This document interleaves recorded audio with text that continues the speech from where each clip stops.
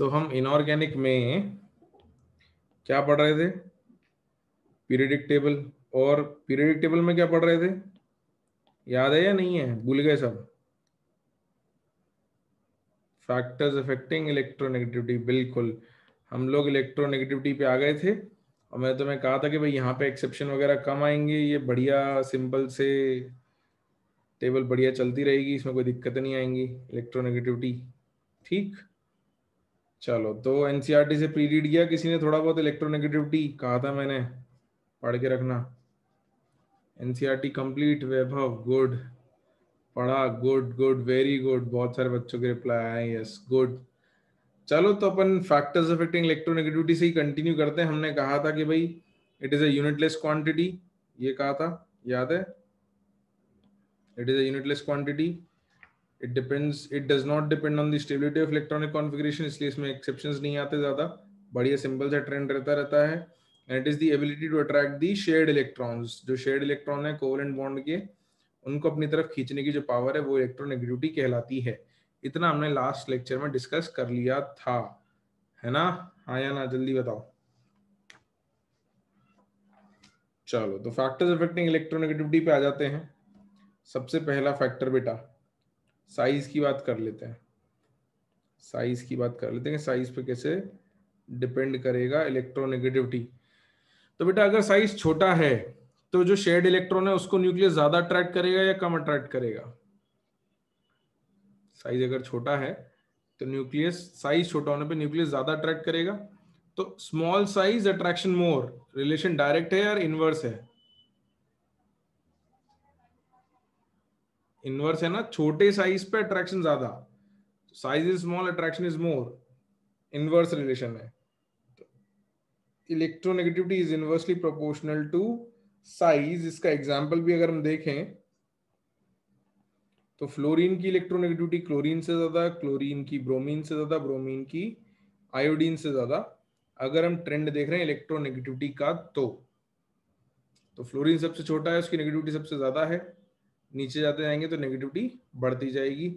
Piyush screen freeze नहीं हुई है, कुछ भी बोलते रहते हैं, कहाँ फ्रीज है स्क्रीन? आगे लिख लो इसको जल्दी, सेकंड फैक्टर पे आते हैं अपन लोग, राइट दिस डाउन।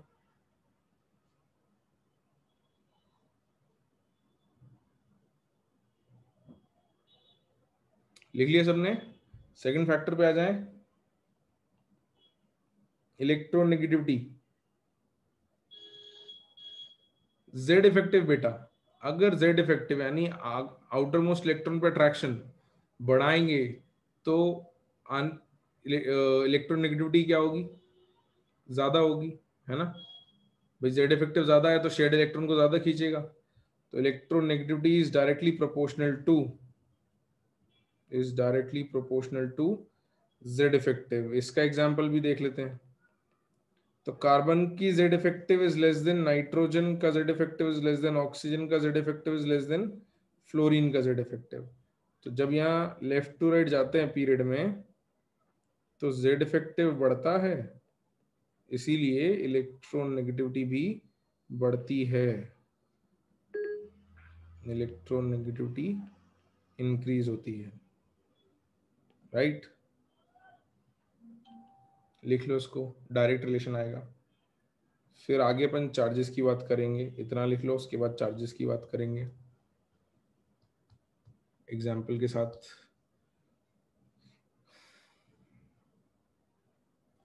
लिखा सबने?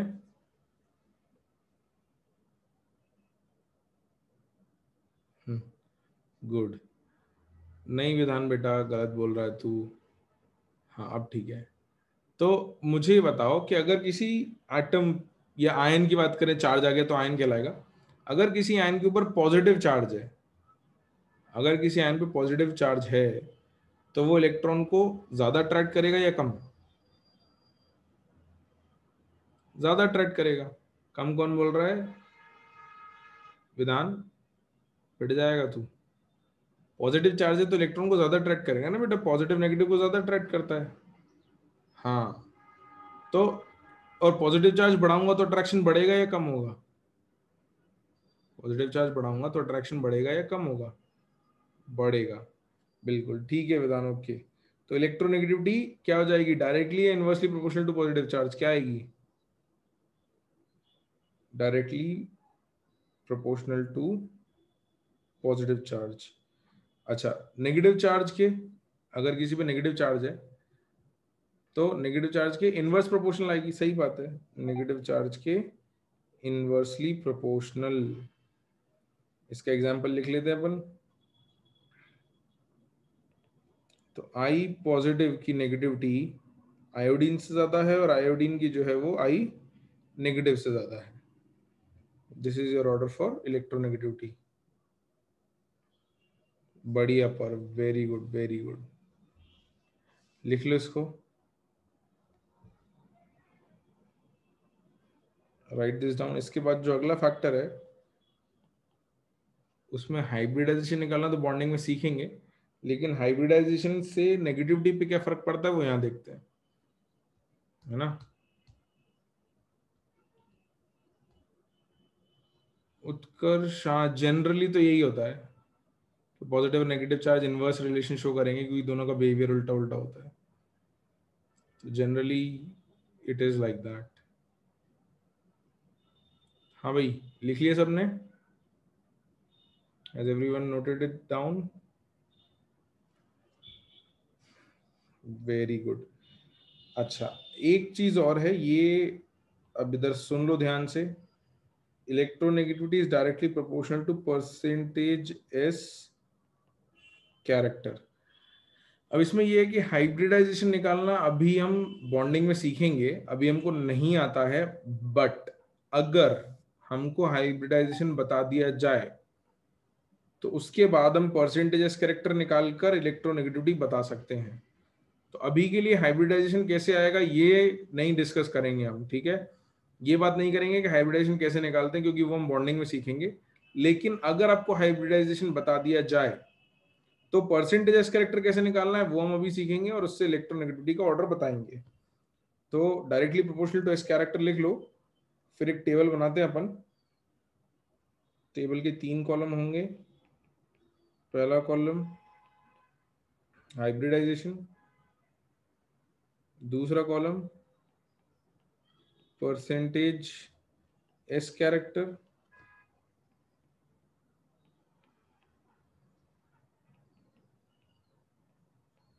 तीसरा कॉलम परसेंटेज पी कैरेक्टर। और इसमें अपन ऑर्डर भी बना लेंगे कि ऑर्डर क्या होगा। सही है, गुड गुड गुड पार्थ, बढ़िया। अच्छा है, कल तुमने थोड़ा हाइब्रिडाइजेशन सीखा तो वेरी गुड। बट अभी अभी हम मान लेते हैं कि चलो नहीं आता है हमको, उसके बाद की बात तो कर ही सकते हैं हम, है ना। बाकी तुम्हें आ जाएगा, बहुत मुश्किल चीज नहीं है, बहुत सिंपल है। ये टेबल लिखी गई सबने, तो फिर मैं आपको बताना शुरू करूं। सही है, गुड गुड। तो हाइब्रिडाइजेशन देखो बेटा, अगर आपका हाइब्रिडाइजेशन sp3 है या sp2 है या sp है तो इसमें परसेंटेज एस कैरेक्टर निकालना बहुत आसान है। कैसे? देखो sp3 कहने का मतलब क्या है, एक s ऑर्बिटल, और p के कितने ऑर्बिटल हो गए? p के कितने ऑर्बिटल हो गए? 3। तो बेटा अगर टोटल ऑर्बिटल 4 हैं उसमें से एक ऑर्बिटल s है तो s का परसेंटेज कितना कहलाएगा? 25%, बिल्कुल। तो दिस इज 25%, है ना। अच्छा, अगर s कैरेक्टर 25% है तो p कैरेक्टर कितना आएगा? 75%, ऑब्वियस है, बिल्कुल। उसके नीचे आते हैं sp2 में, यानी एक s ऑर्बिटल और दो p ऑर्बिटल हो गए, right. 1s and 2 p orbital. तो इसमें परसेंटेज एस कैरेक्टर कितना आने वाला है? 33.33%, है ना, 100/3%, बिल्कुल बिल्कुल। So this is 33.33%। Percentage P कितना आएगा? 66.67 या 66, वो बेसिकली कंटिन्यूशन में इनफाइनाइट डेसिमल प्लेसेस तक जाता है। 66.67 लिख लेते हैं हम उसको राउंड ऑफ करके, तो 66.67%, very good. D and F character क्यों नहीं इंक्लूड किया? वो एक तो इसलिए नहीं किया बेटा क्योंकि हम उसकी बात कर नहीं रहे हैं, दूसरी बात, अल्टीमेटली हमको परसेंटेजेस से मतलब है, ये तो हम बस निकाल के बता रहे हैं जस्ट टू सी के प्रैक्टिस के लिए, बाकी इसकी जरूरत नहीं पड़ेगी हमको, हमारा काम तो इससे हो जाएगा। ठीक है, हमको तो नेगेटिविटी का ट्रेंड बताना है, तो उस पर बात करेंगे। ठीक है, डी और एफ यहाँ है भी नहीं, वैसे हमने जो केसेस लिए उसमें कोई डी और एफ ऑर्बिटल नहीं है। आगे आते हैं, एस पी में टोटल 2 ऑर्बिटल हैं, तो एस का परसेंटेज कितना है 50%, तो पी का परसेंटेज कितना आएगा 50%, बिल्कुल। तो if we move down the group, down the group क्यों बोल रहा हूं मैं, sorry, if we move down in this case, तो परसेंटेज एस कैरेक्टर क्या हो रहा है बेटा, बढ़ रहा है या कम हो रहा है, परसेंटेज एस, एस की बात कर रहे हैं, इंक्रीजेस, तो देयरफॉर इलेक्ट्रोनेगेटिविटी भी क्या होगी, इंक्रीज होगी, बिल्कुल। तो इसका यूज अपन बॉन्डिंग के बाद करेंगे, लेकिन हमको अगर हाइब्रिडाइजेशन दे दिया जाए तो उससे परसेंटेजेस लिख सकते हैं, उससे हम लिख सकते हैं कि electronegativity of sp orbital is more than sp2 is more than sp3। ठीक है, जिसका परसेंटेज ज्यादा उसकी नेगेटिविटी भी ज्यादा, इसके नीचे लिख लेना percentages 50 more than 33.3 more than 25%, higher percentage S implies higher electronegativity। इसको इस तरीके से लिख लो, अच्छे से लिख लो। इसके बाद एक नोट लिखते हैं और फिर हम इलेक्ट्रोनेगेटिविटी की टेबल बनाएंगे।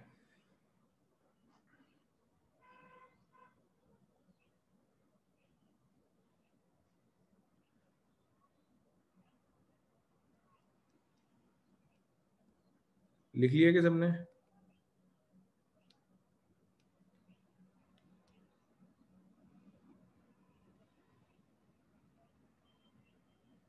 सबने सबने लिखा? ठीक है, इसके नीचे एक नोट ऐड करना है अपने को,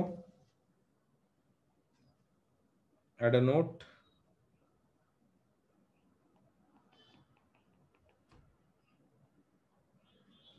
उसमें लिखो electronegativity of noble gases, electronegativity of noble gases is considered to be zero as they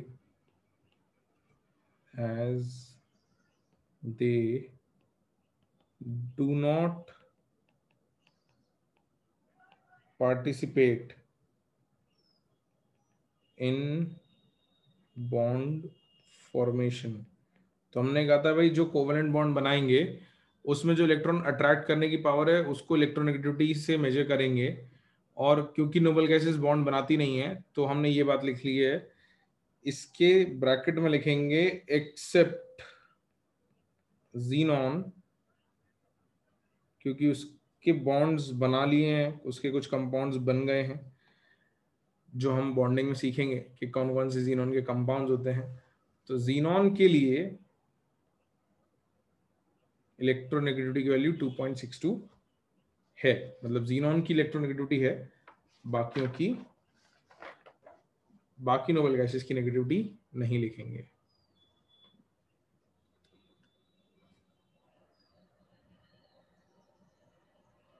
हाँ अक्षत बेटा, वो एस कैरेक्टर से ऐसे बात होती है कि भाई जितना छोटा, जैसे s is closer to the nucleus, तो सही बात है कि भाई वो न्यूक्लियस के क्लोजर है तो आने वाले इलेक्ट्रॉन को भी ज्यादा खींचता है।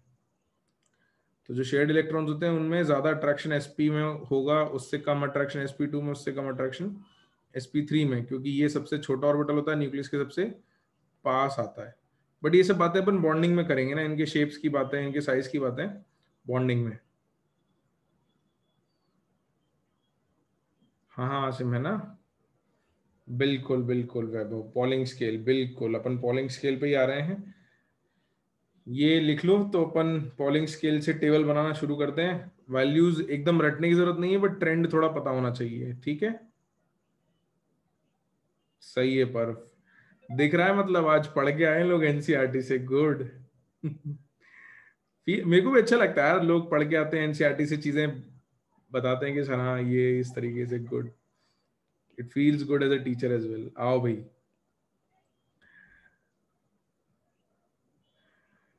लिखें अगली सब हेडिंग लिख लें, electronegativity values on Pauling scale लिख लें बच्चों। सही है, गुड वैभव, तो लिखो, बढ़िया ईशान, गुड। हाँ यही तो बात है कि पढ़ के आते हैं, फिर सुनते तो दिमाग में चमकता है एकदम कि अच्छा हाँ ये पढ़ा था। सही बात है, कोई बात नहीं रूपांशु, अगली बार पढ़ लेना। बिल्कुल बात करेंगे, बात करेंगे। दूसरी मतलब देखो, पॉलिंग के बारे में वैल्यूज लिखेंगे, बाकियों की वैल्यूज नहीं लिख रहे। ये सिर्फ इसलिए क्योंकि इन वैल्यूज को आगे किसी फॉर्मूले में यूज करेंगे अपन, ठीक है। तो electronegativity values on Pauling scale, ठीक है। Electronegativity values on Pauling scale. तो कुछ एलिमेंट्स की अपन वैल्यू लिख रहे हैं just to observe the trend, के ट्रेंड क्या बनता है। हाँ बेटा, ये सब हेडिंग है इलेक्ट्रोनेगेटिविटी के अंदर, सब हेडिंग है, लिखो। तो हाइड्रोजन, फिर लिथियम, सोडियम, लिथियम के बगल में beryllium, boron, carbon, nitrogen, oxygen, fluorine. Beryllium के नीचे मैग्नीशियम, इधर aluminium, silicon, phosphorus, sulphur, chlorine. और ग्रुप सारे नहीं लिखते, but just to see the trend कुछ लिख लेते हैं। पोटेशियम, रुबीडियम, सीजियम, और beryllium, magnesium, calcium, strontium, barium. यहाँ पे फ्लोरीन, क्लोरीन के नीचे ब्रोमीन और आयोडीन। तो मैं वैल्यूज लिख देता हूँ। फ्लोरीन की वैल्यू 4.0 है, हाइड्रोजन की वैल्यू 2.1 है। पहली सीरीज की वैल्यूज याद रखना भी आसान है, कैसे, एक बार देख लेना। फ्लोरीन अगर 4.0 है तो 0.5 कम करते चलो। तो if you keep on decreasing 0.5 again and again, तो आपको नेट ट्रेंड मिल जाएगा। तो फ्लोरीन 4.0, तो ऑक्सीजन हो जाता है 3.5, उससे आगे आते हैं तो 3.0, उसके आगे 2.5, उसके आगे 2.0, उसके आगे 1.5, और लिथियम आ जाता है 1.0। तो ये ट्रेंड लेकिन बेटा सिर्फ इस सीरीज में अच्छे से फॉलो होता है, और बाकियों में फॉलो नहीं होगा। तो ऐसा रूल मत मान लेना कि भाई 0.5 से कम करते चलो, ऐसा हमेशा नहीं होगा। इसमें फॉलो होता है, इसलिए उन्हें बता दिया कि इससे याद रखना आसान है।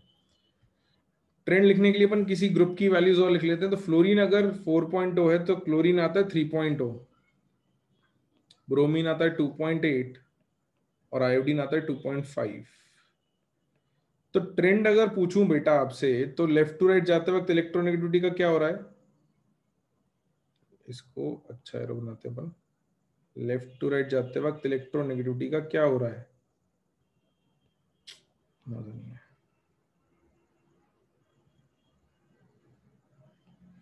बढ़ रही है। तो लेफ्ट टू राइट जाते वक्त इलेक्ट्रोनेगेटिविटी इंक्रीजेज, और टॉप टू बॉटम आते वक्त क्या हो रहा है।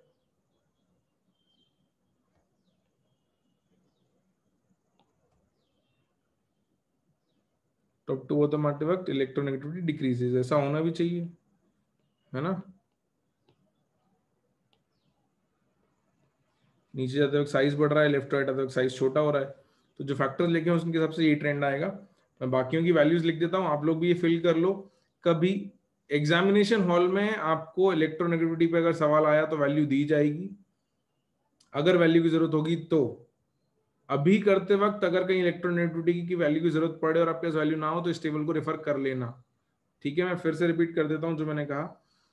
टेस्ट में या एग्जामिनेशन में अगर फॉर्मूला बेस्ड सवाल आया जहां नेगेटिविटी की वैल्यू की जरूरत पड़ रही है तो आपको वैल्यू देंगे वो अभी। लेकिन अगर क्वेश्चन करते वक्त मैं नहीं लिखवाता हूं तो ये टेबल आपको इसलिए लिखवा रहे हैं कि यहां से रेफर कर लेना जिसकी वैल्यू की जरूरत पड़ रही हो, आपको रटने की जरूरत नहीं है। Don't memorise it, but yes कुछ अंदाजा होना चाहिए। जैसे कुछ वैल्यूज का थोड़ा अंदाजा रखो, जैसे फ्लोरीन हो गया, क्लोरीन हो गया, नाइट्रोजन, कार्बन, हाइड्रोजन, ये बहुत फ्रीक्वेंटली यूज्ड है। इन वैल्यूज का थोड़ा अंदाजा रखो कि कौन किससे बड़ा है, ये थोड़ा अंदाजा होना चाहिए। ठीक है, तो पूरा रटने की जरूरत नहीं है ना। इसको लिखो, आगे फिर समझेंगे कि ये क्या कैसे आई वैल्यूज।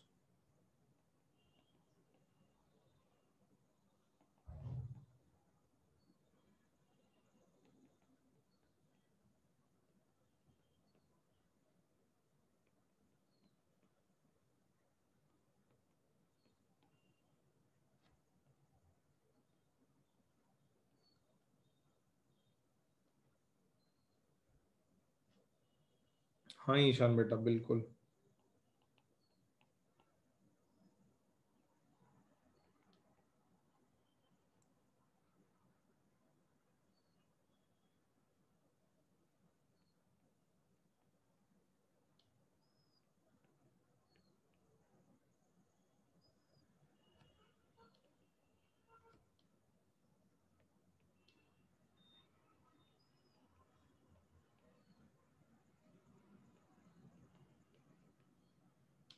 तो इतना टेबल लिख लो।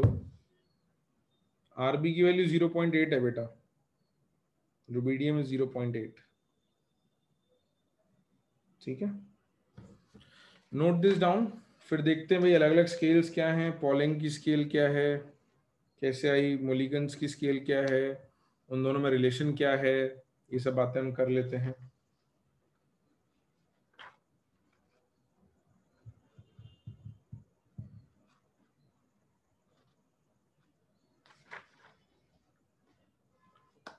जल्दी से बना लो table.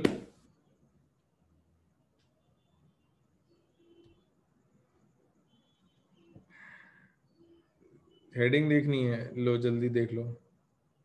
Low, this is the heading for the table.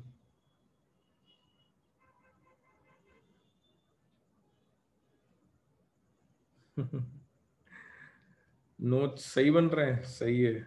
Notes अच्छे लग रहे हैं, बढ़िया पीयूष, नाइस।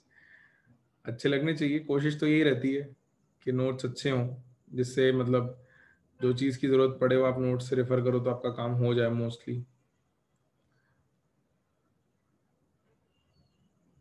तो नोट्स तो खुद के बनाने ही होते हैं ऑब्वियसली, मगर क्लास नोट्स अच्छे होने चाहिए, मुझे ऐसे लगता है, तो मैं कोशिश करता हूँ। चलो भाई, हाँ। पर नहीं बेटा, 0.3 का ट्रेंड नहीं है ये, सिर्फ यहाँ तक फॉलो होता है, फिर नहीं होता है। तो इतने में 0.3 फॉलो होता है, बट फिर यहाँ से यहाँ 0.4 और फिर यहाँ 0.5। तो कंटिन्यूस ट्रेंड नहीं है, बट ऐसे याद रख सकते हो कि 0.5, 0.4 and then 0.3, 0.3, 0.3 and 0.3, if you want to remember. इस तरीके से याद रख सकते हो, ठीक है।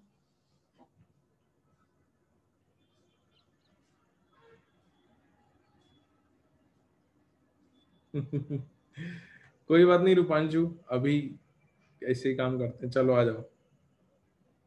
ठीक है, नेक्स्ट। नेक्स्ट सब हेडिंग बेटा, स्केल्स ऑफ इलेक्ट्रोनेगेटिविटी। अलग अलग स्केल्स देखते हैं अपन लोग। Scales of electronegativity.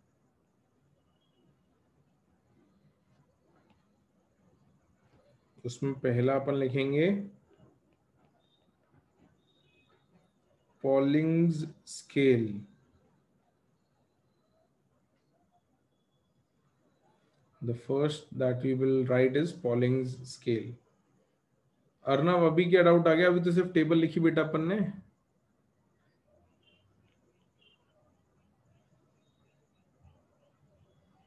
वो तो तू देखेगा तो बहुत चीजों की सेम आ जाएगी नेगेटिविटी, ऐसा कुछ बड़ी बात नहीं है। अभी कैलकुलेशन करते हैं, कैलकुलेशन बेस्ड है ये वैल्यूज, है ना। तो ऐसा नहीं है कि किसी के सेम नहीं आ सकती, आएंगी, बहुतों की सेम आ जाएगी। तो अभी किसने किस तरीके से निकाली, पॉलिंग ने कैसे निकाली, वो देख लेते हैं। उसके डेटा से, बेसिकली एक्सपेरिमेंट से डेटा से जो कैलकुलेट करके आ गई वो लिख दी अपन ने, है ना। वैसे भी तुमको जरूरत मेटल्स की नेगेटिविटी की ज्यादा पड़ेगी नहीं, नॉन मेटल्स की पड़ेगी। लिखो लिखो लिखो जल्दी। पॉलिंग्स के लिखा तो मैं फिर समझाना लिखवाना शुरू करूं, फिर उसको बाद में समझाऊंगा। तो पहले लिख लो मेरे साथ साथ, फिर मैं समझा दूंगा इस बात को। और लिखते वक्त बीच में कोई नहीं बोलेगा कि सर ये, जब तक समझा नहीं दूं, एक बार समझा दूं उसके बाद आप पूछ लेना बातें। तो साथ साथ लिखते चलो। It is based on bond dissociation energies. It is based on bond dissociation energy values, full stop. Bond dissociation energy को शॉर्ट में अपन फ्यूचर में BDE लिख दिया करेंगे। बॉन्ड डिसोसिएशन एनर्जी को BDE लिख देंगे। तो अकॉर्डिंग टू पॉलिंग,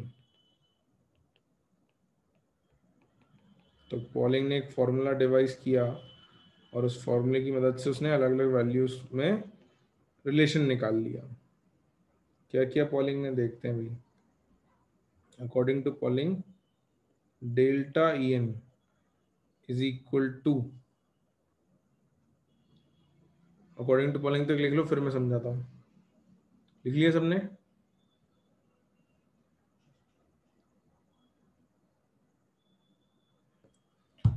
लिखा? हाँ। तो देखो डेल्टा ई होता है डिफरेंस इन इलेक्ट्रोनेगेटिविटी। मान लो हमारे पास दो एलिमेंट है, एक को हम कह रहे हैं ए और दूसरे को कह रहे हैं B.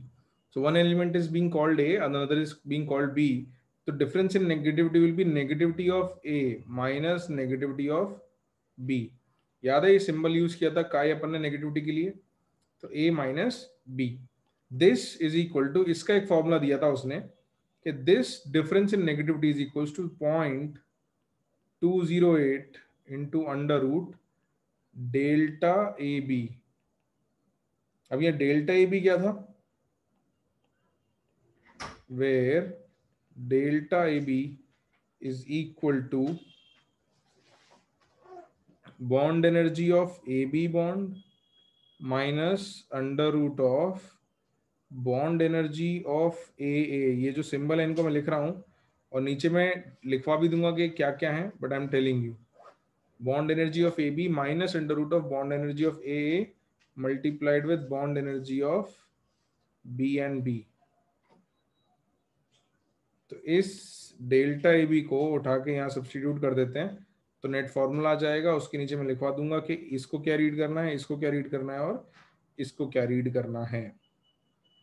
Therefore delta EN is equal to 0.208 under root of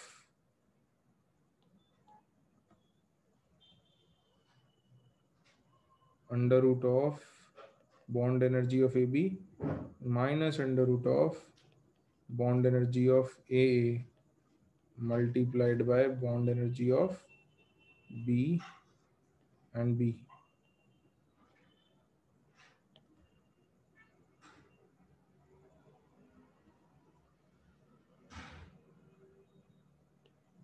ये आपका फॉर्मूला बन के आएगा।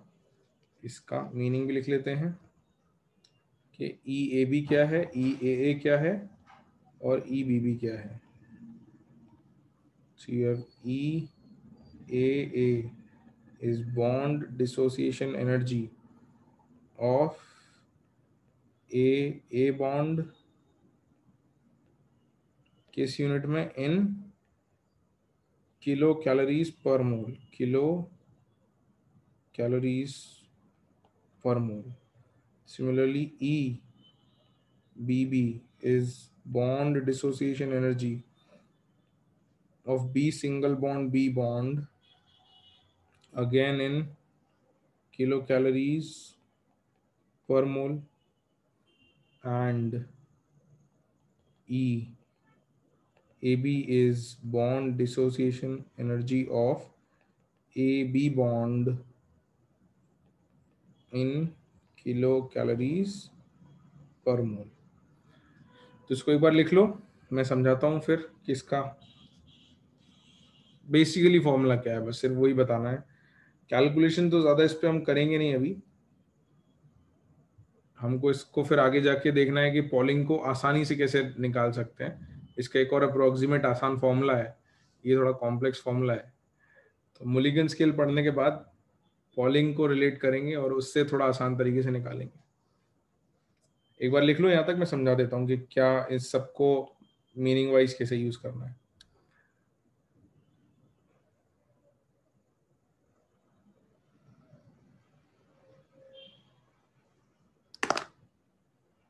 लिख लिया? किस किसने लिख लिया?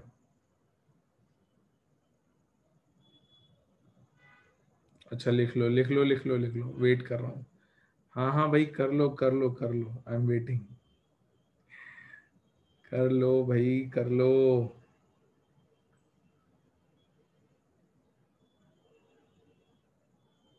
ठीक है। हाँ हाँ आयुष, थोड़ा बहुत देखने में लगता है वैसा। समझाऊं बेटा? Should I start explaining? अच्छा अभी वेट करना है, ठीक है।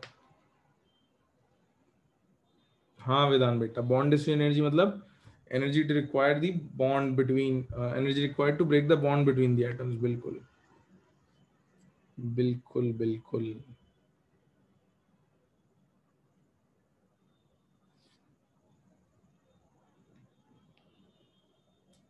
बॉन्ड डिसोसिएशन एनर्जी, ठीक है, बॉन्ड डिसोसिएशन एनर्जी। चलो, तो अब काफी लोगों ने कर लिया है, मैं बता देता हूं कि कैसे करना है। मान लो आपको फ्लोरीन की नेगेटिविटी 4 है, तो ए जो है वो अपना फ्लोरीन हो गया, और बी जो है वो हाइड्रोजन हो गया, और हाइड्रोजन की नेगेटिविटी पता करनी है अपने को। सुनना बात को ध्यान से, फ्लोरीन की नेगेटिविटी 4 की मदद से अपने को हाइड्रोजन की नेगेटिविटी पता करनी है कि हाइड्रोजन की कितनी आनी है। तो इसको कैसे करेंगे भाई? इस फॉर्मूले में यहाँ फ्लोरीन की नेगेटिविटी रख देंगे 4.0, और इसको रख देंगे एक्सीएम को पता नहीं है, इसको पता करना है। तो अगर इस तरफ का डेटा मिल जाए तो एक्स की वैल्यू आ जाएगी, आ जाएगी ना? यहां तक तो दिक्कत नहीं है किसी को कि भाई अगर 4 minus X equal to what, अगर इक्वल टू के आगे का टर्म आ जाए तो काम हो जाएगा। तो अब आगे का टर्म कैसे आएगा? देखो, आगे के टर्म के लिए अपने को क्या क्या चाहिए? बॉन्ड एनर्जी ऑफ ए, यानी यहाँ पे आएगा एफ और एफ। तो इस जगह अपन रखेंगे बॉन्ड एनर्जी ऑफ F2। ठीक है, ए अपन ने एफ माना था, तो यहाँ आएगी बॉन्ड एनर्जी ऑफ F2। अच्छा, बी माना था अपन ने हाइड्रोजन, तो यहाँ किसकी बॉन्ड एनर्जी आएगी? यहाँ किसकी बॉन्ड एनर्जी आएगी? H2 की। और यहाँ किसकी बॉन्ड एनर्जी आएगी? ए अपना फ्लोरीन है और बी एफ है, तो HF की यहाँ बॉन्ड एनर्जी आएगी HF की। तो कुल मिला के आपको ये तीन वैल्यूज चाहिए, HF की वैल्यू, F2 की और H2 की। अगर ये तीन आ गए तो सॉल्व हो जाएगा, बस हो जाएगा ना? हाँ या ना? बस तो यही बेसिकली पॉलिंग ने क्या, अलग अलग एनर्जी वैल्यूज ले लेके कैलकुलेशन कर करके, उसने डेटा ले लेके सब कैलकुलेशन कर करके अपनी एक टेबल बना के दी कि भाई इलेक्ट्रोनेगेटिविटी बॉन्ड डिस्ट्रीब्यूशन एनर्जी के हिसाब से ऐसे आएगी। कैलकुलेशन कॉम्प्लेक्स होगा बिल्कुल, लेकिन आपको जनरली करना नहीं पड़ेगा, अपन तो समझ रहे हैं कि ये पॉलिंग ने कैसे करके दिया है। कभी आया तो करना पड़ेगा तो कर देना, है ना? वो फिर डेटा आपको जनरली अच्छा दे देते हैं, इसकी चिंता मत करो। लेकिन लॉजिक समझ में आ गया सबको? लॉजिक में तो दिक्कत नहीं है। वो फॉर्मूला देखने में शायद लगता है कि बहुत सारे वेरिएबल है, बट है सिंपल, है ना? बिल्कुल, आ जाओ। तो this was about polling scale. अब मुलिकन स्केल एक और है। अरे तो पार्थ बेटा, वो वैल्यूज कुछ सोच के निकाली ना उसने, ऐसा नहीं है। ये कांस्टेंट भी बदलता है, ये यूनिट के हिसाब से बदलता है कि यूनिट अगर किलो जूल कर दोगे तो ये कुछ और आएगा। ठीक है, ओके, आ जाओ। तो next, this was first A Pauling scale. अब बी लिखना है अपने को, Mulliken scale. B is Mulliken's scale. तो ये थोड़ा और आसान काम कर दिया था मुलिकन ने, कंपैरेटिवली इजी वे से कैलकुलेट किया था। वैल्यूज ऑब्वियसली अलग अलग आती हैं, दोनों स्केल्स अलग अलग हैं। विधान बेटा हाइड्रोजन को 1 असाइन नहीं किया, फ्लोरीन को 4 असाइन किया था। ठीक है, वैल्यूज असाइन में फ्लोरीन को 4 असाइन कर दिया, मोस्ट इलेक्ट्रोनेगेटिव एलिमेंट को 4 रख दिया, बाकियों को उसके रिलेटिव निकाल दिया। ठीक है, बिल्कुल। अभी आगे की बात करते हैं। अब Y4 के लिए तुम्हें फिर या तो उसकी हिस्ट्री पढ़ने जाओ तुम, कि पॉलिंग ने एक्सपेरिमेंट करते वक्त क्या डेटा से स्टार्ट किया था, फिर वहां पे कहीं मिलेगा कि उसने किस लॉजिक के हिसाब से 4 असाइन किया था। अभी पॉइंट इज के 4 for fluorine is taken and then relative values are calculated. हम हिस्ट्री में नहीं जाते हैं क्योंकि हमको अभी नेगेटिविटी की एप्लीकेशंस पे ज्यादा काम करना है। We need to have time for that. Okay, आगे बढ़ते हैं। मुलिगन स्केल Y4 की बातें बाद में, उसके लिए हिस्ट्री जाके पढ़ेंगे अपन कभी टाइम मिलेगा तो। ठीक, मुलिकन स्केल, उसमें लिखो अकॉर्डिंग टू मुलिकन इलेक्ट्रोनेगेटिविटी,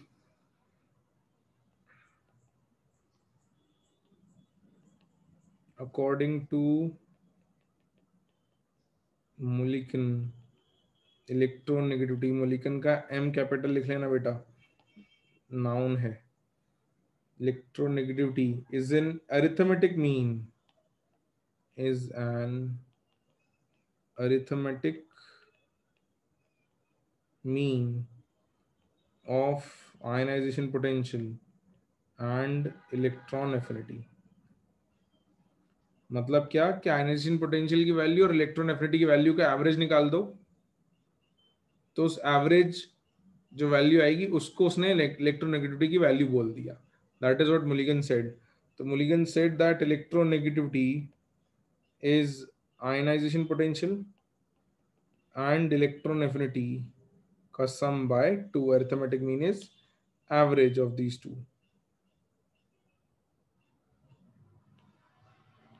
और यहां साइड में लिख लेना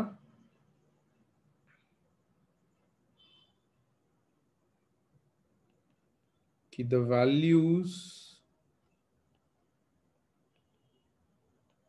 of ionization potential and electron affinity used in this formula are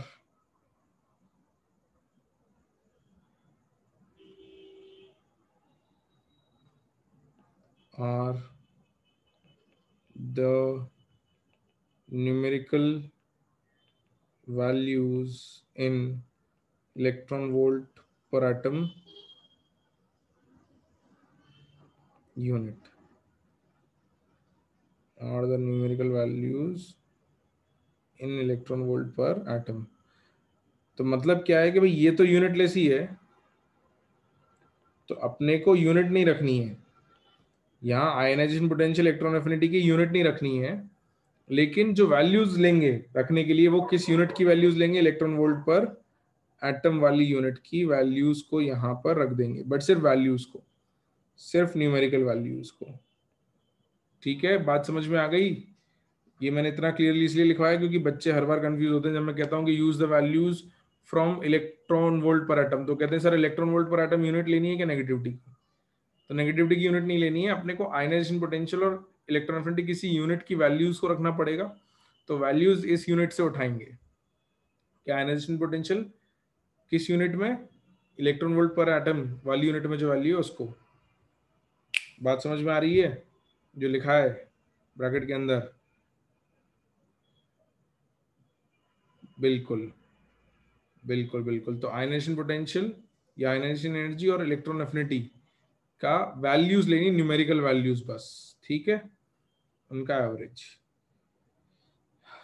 अब क्या हुआ कि भाई एक पॉलिंग ने वैल्यूज निकाल दी और दूसरी वैल्यू निकाल दी मुलिकन ने। फिर लोगों ने देखा कि इन दोनों की वैल्यूज में एक रिलेशन मिल रहा है, अच्छा सा, ठीक ठाक सा मतलब। तो वो रिलेशन क्या है वो लिख लेते हैं, यहां तक लिख लो, तो फिर मैं रिलेशन बता देता हूं।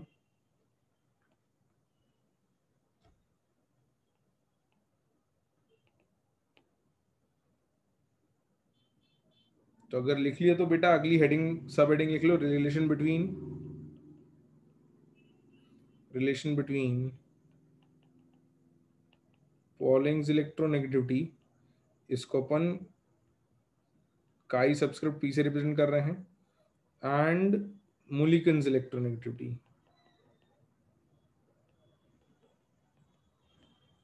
इसको अपन काई सबस्क्रिप्ट एम से प्रेजेंट कर रहे हैं। पॉलिंग्स इलेक्ट्रोनेगेटिविटी एंड मुलिकन्स इलेक्ट्रोनेगेटिविटी, इन दोनों के बीच में रिलेशन चाहिए अपने को। हाँ हाँ बेटा अक्षत, बिल्कुल। मुलिकन एक ही साइंटिस्ट था, उसी को मुलिकन कह रहे हैं, वही जो अपने पहले एटॉमिक में देखा था। तो क्या रिलेशन मिली लोगों को जब वैल्यूज देखी उन्होंने पॉलिंग की स्केल पे, मुलिकन की स्केल पे, तो उनको एक बड़ी सिंपल सी रिलेशन मिली कि मुलिकन की वैल्यूज को एक्स एम, मुलिकन की वैल्यूज को अगर 2.8 से डिवाइड कर दें तो ज्यादातर मतलब on an average that was coming equal to the values on Pauling's scale. तो values on Mulliken scale when divided by 2.8 gave us the values on Pauling's scale. तो इससे पॉलिंग के लिए भी एक बड़ा अच्छा सा फॉर्मूला बन के आ गया। यहां तक लिखो जरा, मैं बताता हूं आपको।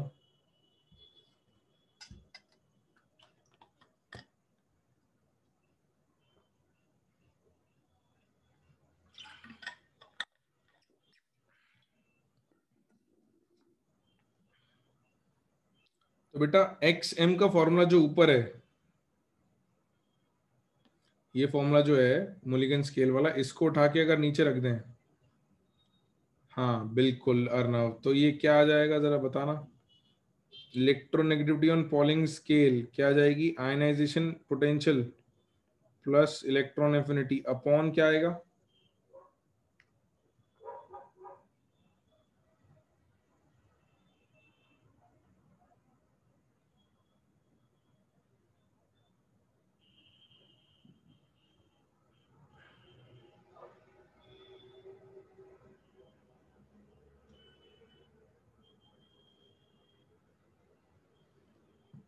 क्या आ जाएगा जल्दी बताओ। 5.6, बिल्कुल। 2.8 कौन बोल रहा है, 2 इंटू 2.8 कौन करेगा, 2 से मल्टीप्लाई भी तो करना है। हाँ, तो ये आ जाएगा अपॉन 5.6। तो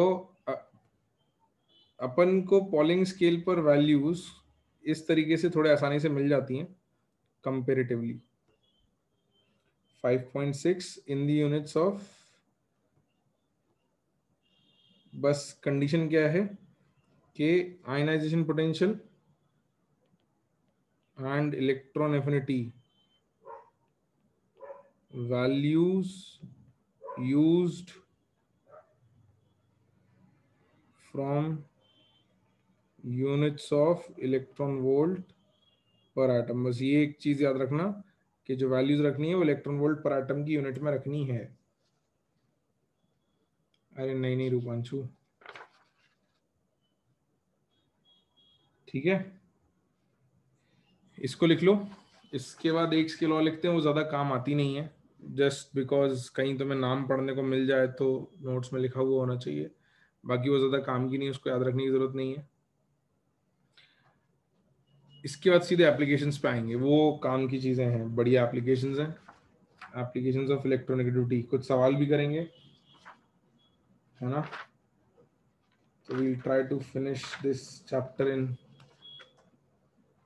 next lecture, we'll try to.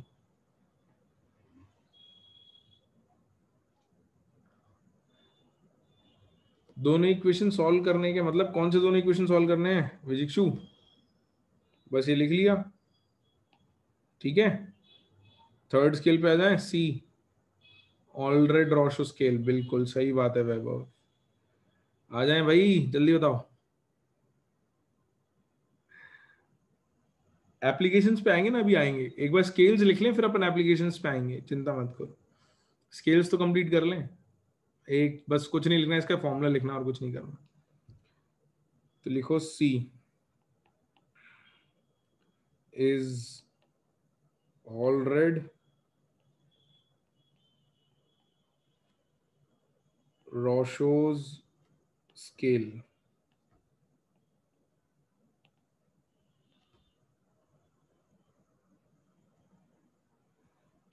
All right, ratios scale उसमें लिखो. It is based on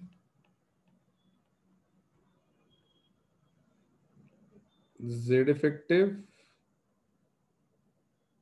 values and size of the atom. तो इसके फॉर्मूले में Z effective और साइज का रिलेशन आएगा. तो काई ऑफ ऑलरेडी रेशो के लिए सबस्क्रिप्ट AR लगा लेते हैं is equal to 3590 Z effective upon R covalent का स्क्वायर प्लस 0.744. इसको याद रखने की जरूरत नहीं है, इसको यूज करने की जरूरत नहीं है, सिर्फ नोट्स में लिख लो कि आपको पता हो कि ऑलरेडी रेशो नाम से एक स्केल होती है. ठीक है, जो हमारे काम नहीं आनी है ज्यादा.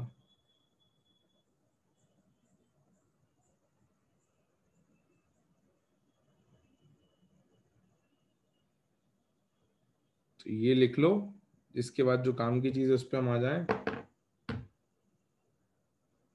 That is known as application of electronegativity. अगली सब हेडिंग, एप्लीकेशन ऑफ इलेक्ट्रोनेगेटिविटी. ये हमारे काम आने वाली है. ये लिख लो तुम.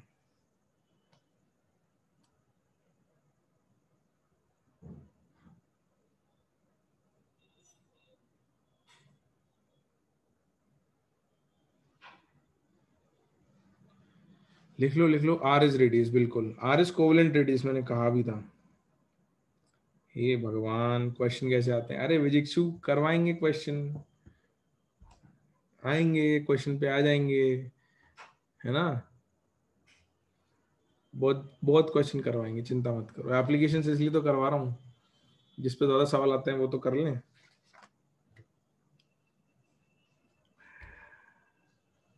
हाँ भाई, एप्लीकेशंस ऑफ इलेक्ट्रोनेगेटिविटी.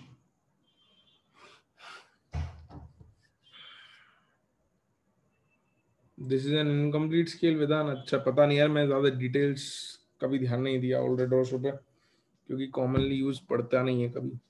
अच्छा तूने पढ़ा तो सही है. आए भाई, लिख लिया यहाँ तक तो मैं आगे बढ़ूं. नॉमेनक्लेचर वगैरह कैसे करना है सीखें, एप्लीकेशंस पे आए. चलो, पहला application A, nomenclature of compounds. तो ये करते आ रहे हैं हम बचपन से यूज, लेकिन इस तरीके से पता नहीं कभी तुमने पढ़ा या नहीं पढ़ा. तो यूज तो तुम कर रहे हो, नाम तो काफी टाइम से लिख रहे हो, but I am not sure कि तुमने इस टाइप से इसको कभी लिखा या सोचा या नहीं. क्या एप्लीकेशन है, नाम में क्या है कि name of more electronegative element, name of more electronegative element is written at the end, is written at the end, and a suffix ide, suffix ide is added. Example, इसको कैसे यूज करना है वो भी समझ लेते हैं एग्जाम्पल के थ्रू. तो मैं कुछ फॉर्मूला लिख रहा हूं, इसके तुमको नाम लिखने हैं. I am writing some formulas, you have to write the names. So you have ICl, CLF, BRCl, IBr, OF2 and Cl2O. इनके अपने को नाम लिखने हैं, है ना. एक बार फॉर्मुलेस लिख लो, फिर नाम पर आते हैं, अपन डिस्कस करते हैं कि इसको अप्लाई कैसे करना है, how to use the application. All right.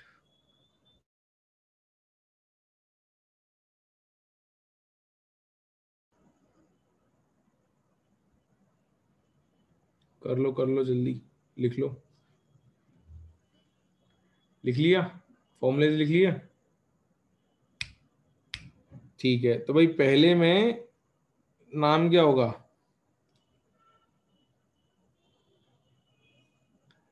है ना? हाँ, मोनोक्लोराइड लिख सकते हो, बट मोनो नहीं लिखो तो चल जाता है, मोनो वर्ड की जरूरत नहीं पड़ती, अगर डायरेक्ट लिखा है तो मतलब सिंगल ही है। तो बेटा ज्यादा इलेक्ट्रोनेगेटिव कौन है ये बताओ पहले। आयोडीन और क्लोरीन में ज्यादा नेगेटिव कौन है?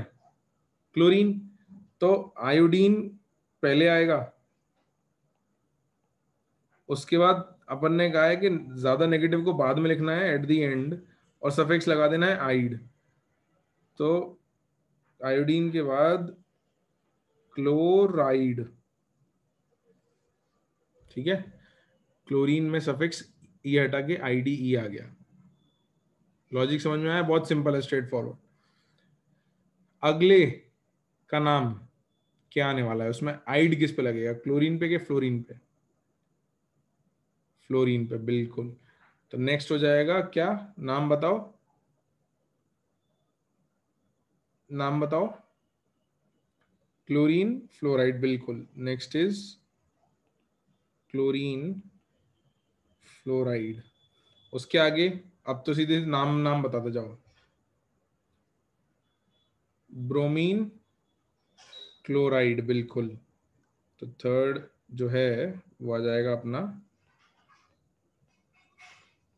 Bromine chloride. फिर फोर्थ, फोर्थ क्या आएगा? आयोडीन ब्रोमाइड, बिल्कुल।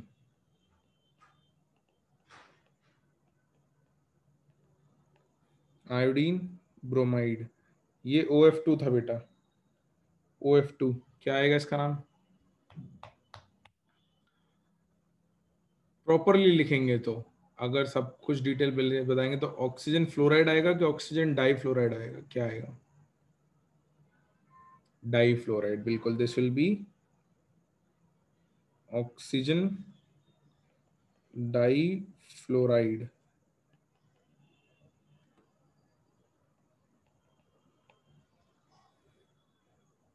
फ्लोराइड बेटा FLU होता है, ठीक है। यू पहले आएगा, आउ बाद में आएगा, बिल्कुल। अब क्लोरीन ऑक्सीजन में ज्यादा नेगेटिव कौन है? ऑक्सीजन, तो ऑक्साइड होगा। नाम कैसे लिखेंगे? आयुष, सही है, सही है। डाई क्लोरीन ऑक्साइड, बिल्कुल। The name will be dichlorine oxide, ये नाम आ जाएगा। बिल्कुल सही बात है, लिख लो इसको जल्दी से।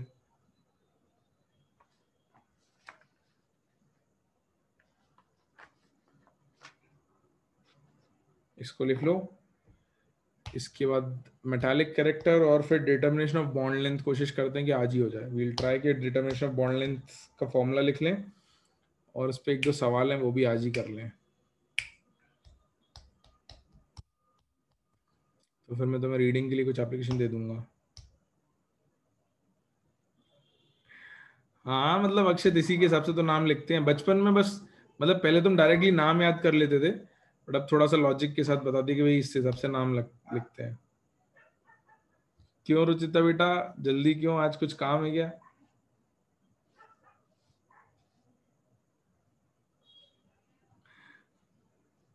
आज कुछ काम आ गया क्या? क्या काम आ गया? कल एग्जाम है? अरे रे, कौन सा एग्जाम है? हाँ, होमवर्क तो मैं दे दूंगा, चिंता मत करो। अरे तुम लोगों का एग्जाम नहीं है यार, किसी का स्कूल एग्जाम होगा।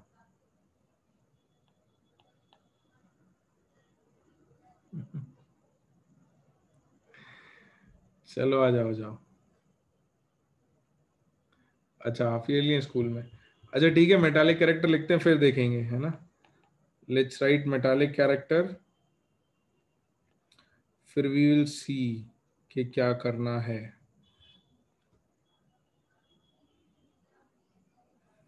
मेटालिक कैरेक्टर कैसे नेगेटिविटी से डिपेंडेंट है?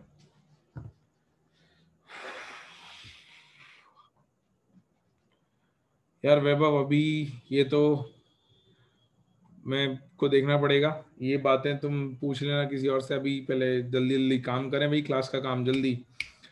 मेटालिक कैरेक्टर याद है? मेटालिक कैरेक्टर कुछ बताया था आप लोगों को, इलेक्ट्रॉन को देने की टेंडेंसी जिसकी ज्यादा होगी उसका मेटालिक कैरेक्टर ज्यादा होगा, आयनाइजेशन एनर्जी में पढ़ा था, है ना? बिल्कुल। तो नेगेटिविटी से भी रिलेट कर सकते हैं भाई, देखो जिसकी नेगेटिविटी कम होगी उसका मेटालिक कैरेक्टर ज्यादा होगा, है ना? उससे भी रिलेट कर सकते हैं। बिल्कुल, तो इनवर्सली प्रोपोर्शनल मेटालिक कैरेक्टर और नेगेटिविटी आ जाएगी। तो ट्रेंड यहां से भी मिल जाता है कि metallic character is inversely proportional to electronegativity.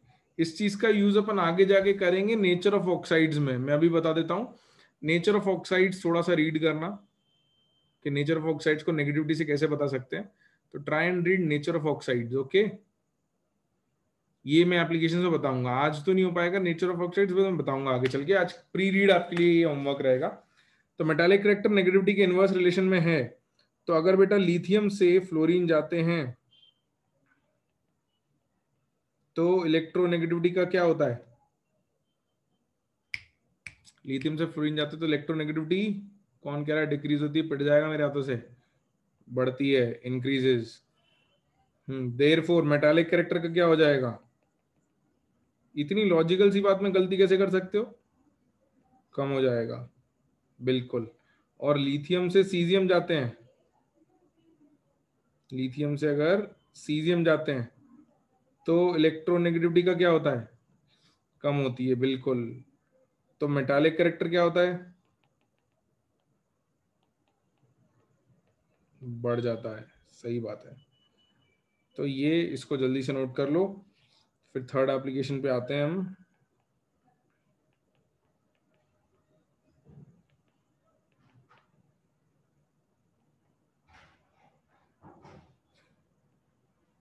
Third application is determination of bond length, इसको नोट कर लो। फिर डिटर्मिनेशन ऑफ बॉन्ड लेंथ पे आते हैं, फॉर्मूला लिखते हैं, फिर देखते हैं सवाल आज कर पाएंगे या नहीं। नहीं तो होमवर्क दे दूंगा सवाल, थोड़ा सोच के आने के लिए, है ना? लिखो लिखो।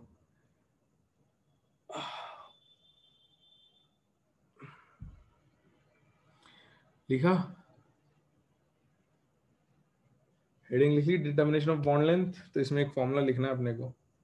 ये वाला फॉर्मूला थोड़ा फिर भी ज्यादा यूज हो जाता है कंपेरेटिवली। आज तो काफी लिख लिया तुमने, मेरे को लगता है। हाँ, थोड़ा सा तो मैं भी अक्षत, हाँ आज मॉर्निंग टू इवनिंग क्लासेस। लिखो बेटा, Schomaker and Stevenson equation, SCHOEMAKER,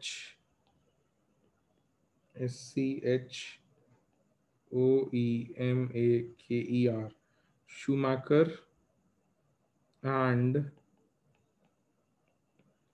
Stevenson equation.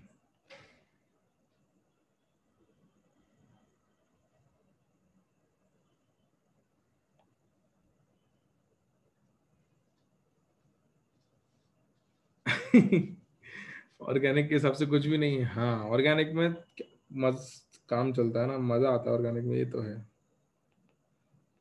खैर उसमें स्ट्रक्चर्स बहुत बनाओगे ना तुम, तो शेप पेजेस ज्यादा भरेंगे उसमें। हाँ भाई,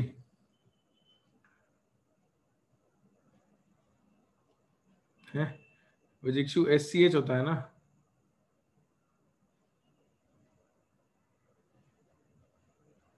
शूमैकर एंड स्टीवेंसन इक्वेशन। तो यहाँ bond length between A and B, distance between A and B, उसको ऐसे लिखते हैं DAB is equal to radius of A, covalent radius plus covalent radius of B minus 0.09 into difference in electronegativity. ये formula तब use करना है जब जो रेडियस है वो एंगस्ट्रॉम यूनिट में हो, वेयर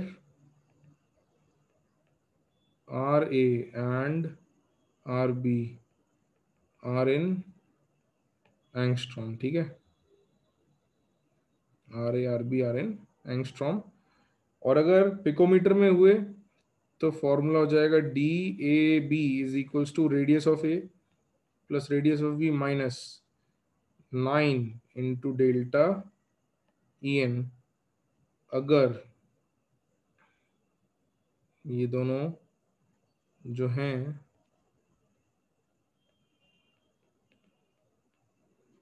आर ए और आर बी जो हैं आर इन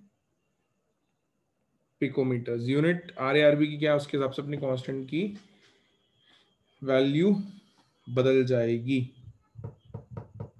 अब अपन एक सवाल कर लेते हैं इसके ऊपर। लेट्स डू अ क्वेश्चन, उसमें अपन अप्लाई करके देख लेते हैं। उसके बाद एक क्वेश्चन और सिंपल से ही रहेगा, बट वो मैं होमवर्क दे दूंगा।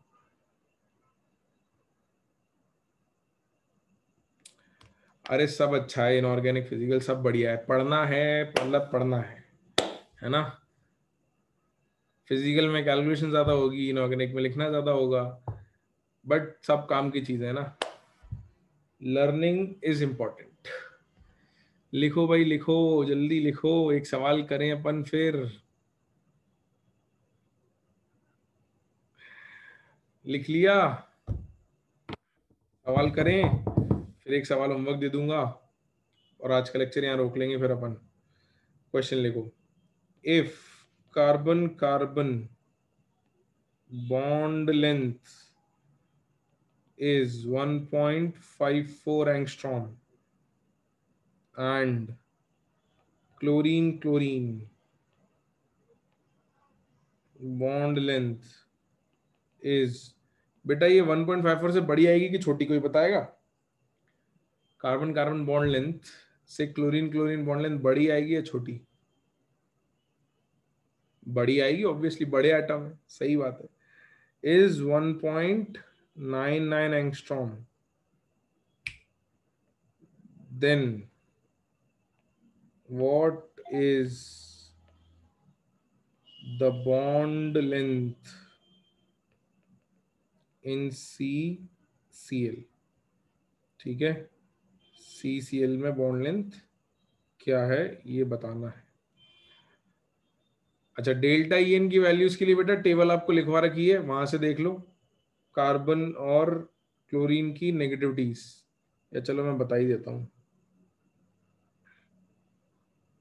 अच्छा एक और बात, चलो फॉर्मूले में एक और बात बता दूं, नहीं तो तुम गड़बड़ करोगे। ये जो वैल्यू है ये पॉजिटिव वैल्यू लेनी है हमेशा। तो तुम अगर चाहो, अगर तुम्हें कंफ्यूजन रहे तो इसको मॉड कर दो, mod of delta E N. नहीं तो फिर तुम बाद में कंफ्यूज होगे कि सर आपने तो डेल्टा ई एन लिखवाया है, अब मॉड लिख लो, जिससे तुम गड़बड़ी ना करो, जब भी रिवाइज करो तो तुम्हें याद रहे कि मॉड ऑफ ई एन की बात हो रही है। वैल्यू बता दूं चलो, इलेक्ट्रोनेगेटिविटी ऑफ क्लोरीन थी 3.0 और इलेक्ट्रोनेगेटिव कार्बन थी 2.5।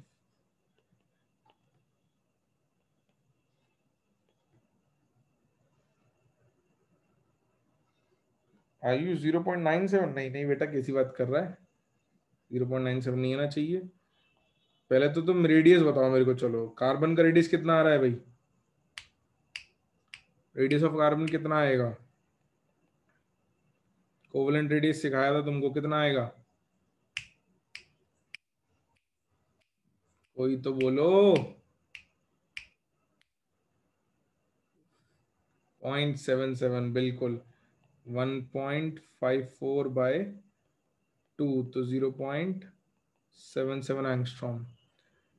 इसके बाद radius of chlorine, distance of chlorine chlorine by 2 कितना आता है ये? 0.995 बिल्कुल। तो 1.99 बाय 2 एंगस्ट्रॉम, तो 0.995 एंगस्ट्रॉम। अब दो चीजें आ गई,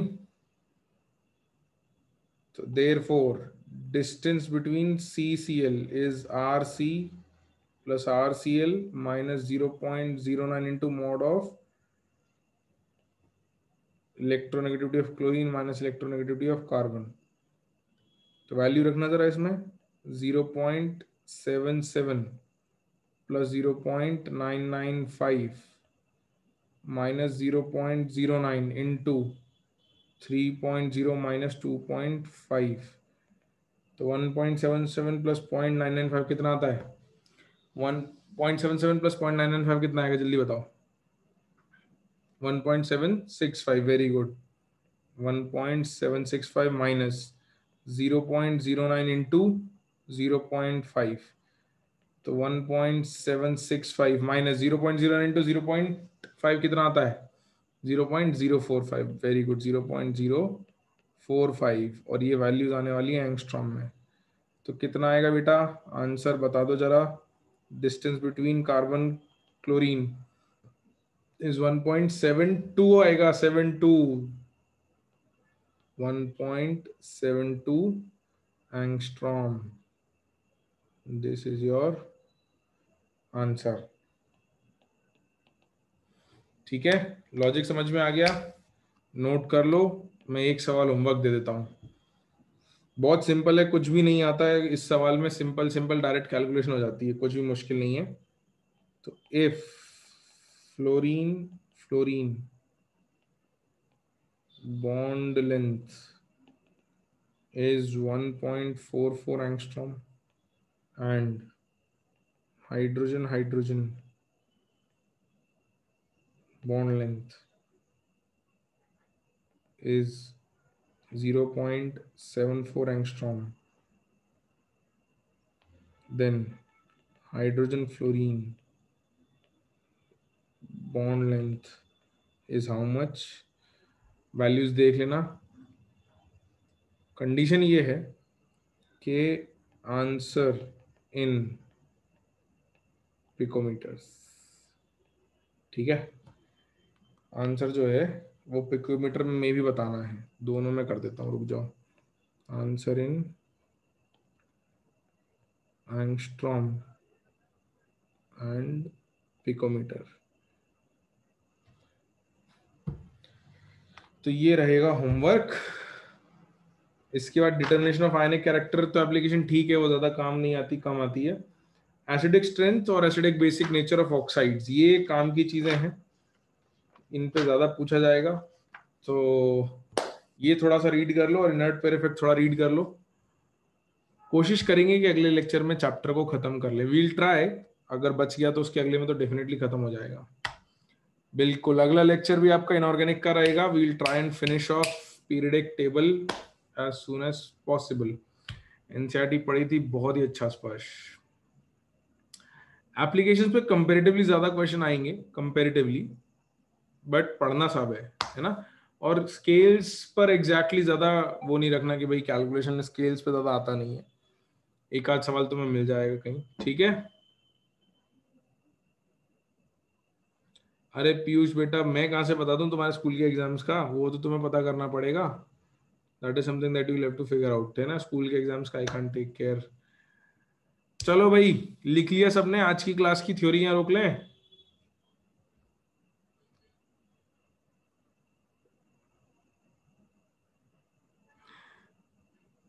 ठीक है, चलो, तो आज की थ्योरी को हम यहाँ रोक लेते हैं।